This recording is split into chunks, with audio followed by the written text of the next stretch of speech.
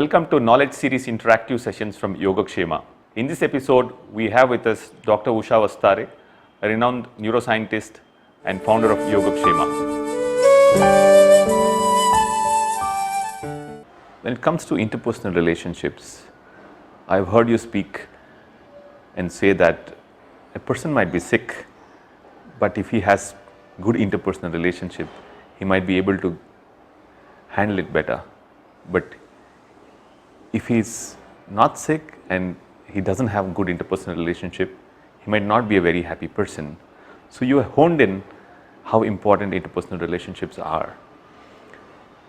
So what does Vedanta or neuroscience, what insights can we take from both of them that can help in interpersonal relationships? Let me probably also take everyday life case. In general families, we see differences between parents, children. We see differences between mother-in-law, daughter-in-law. How can families turn this around? How can they avoid these situations? Does understanding neuroscience concepts or Vedanta concepts help in family levels or in interpersonal relationships? Another deep question, Rakar. Especially with respect to interpersonal relationships, in my opinion and in my experience, it's extremely easy and meaningful to bring the Vedantic perspective, especially with neuroscientific tools. It works beautifully. And just to remind you, as I had mentioned before, taking the example of ocean and the wave for interpersonal relationships, that itself is the foundation. But let's take that from the neuroscience perspective and see how we are going to utilize. We are getting into whole crux of Yogakshema's principle. That single question, if we ask, in this difficult relationship or in this loving relationship, either way, do I want to just survive through this or do I want to evolve through this relationship? Just answering that question, it helps a lot. And there is no right or wrong for this answer to this question. Sometimes we may just have to deal with that loving relationship, may not be able to evolve, but just deal through this. That is fine. That is surviving, quote unquote, surviving through this relationship. However, whether it is in a loving relationship or in a difficult relationship, sometimes we may have to make certain tough choices to be able to blossom and evolve through this relationship. For that, few things are necessary. It's all about remembering why do we want such a relationship. Let's take a family, as you mentioned, family as an example. Why should we have a family?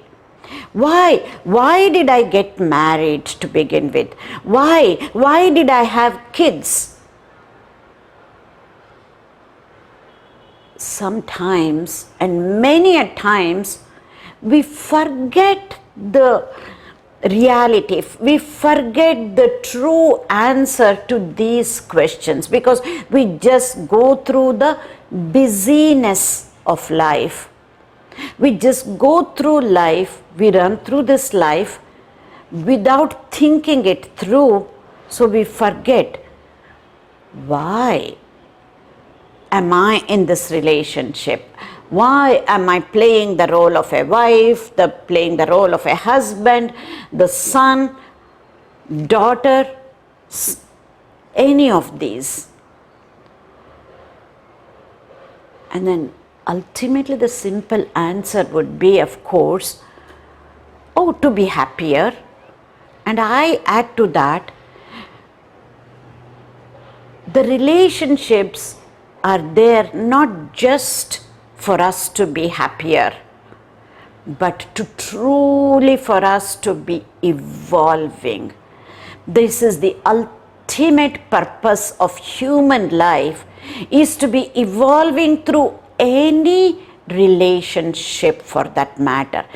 Ultimately, there is no difference between family life and spiritual life. Spiritual life is all about making a paradigm shift in the way we are looking at the family. How can I become a better human being in this family, being in this relationship? How can I keep evolving in this type of relationship? As I said, it's very easy to forget. Not only to forget, sometimes we do change. And not even sometimes, we need to change. Whether as parents or as children, we need to be changing constantly, right? When that happens, our values also change. It's not for better or for worse. Usually the values keep changing for better at an individual level. But that may not be better for the sake of the family. We may not understand this. We may not be able to comprehend this. So, a straightforward solution, a scientific solution for this, and in my opinion, it's an easier solution, to be honest with you, is to reframe the values for the family. We have never thought about it this way. Just like when we go into a company and start a new job, the training that we get for whatever 1 or 2 weeks is to get accustomed, to get acclimatized to the values of the company. In a similar manner, whenever there is an addition by a new member, or somebody gets married and then leaves the family, or something happens, we lose a family member, we need to revisit values for the entire family. We don't realize these are all normal circumstances that happen, but each time something major event happens in a family, it is really going to be proper and important and crucial to revisit the family values. As a matter of fact, it can be a routine thing, maybe just like we make New Year resolutions every year, to make resolutions, to resolve to keep such family values. And of course, we need to be careful with this.